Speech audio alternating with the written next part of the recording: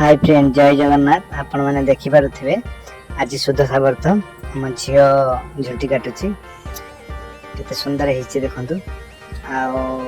देखिपे केते जोर वर्षा भी होची। वर्षा प्रबल मात्रा होची। वर्षा जे एते जोर हो वर्षा काली राति ठू लगी रही।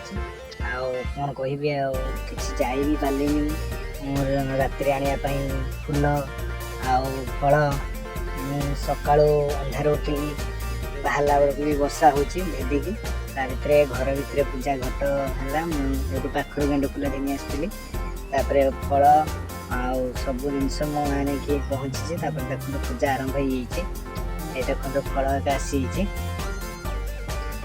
पूजा भी आमर सरिबा उपरे हेलानी। कौन कहि आप तो देखुथे वर्षा केमती होची ता भितर मु उदा होगी आनी आगको देखो देखो केते सुंदर पूजा सैलानी।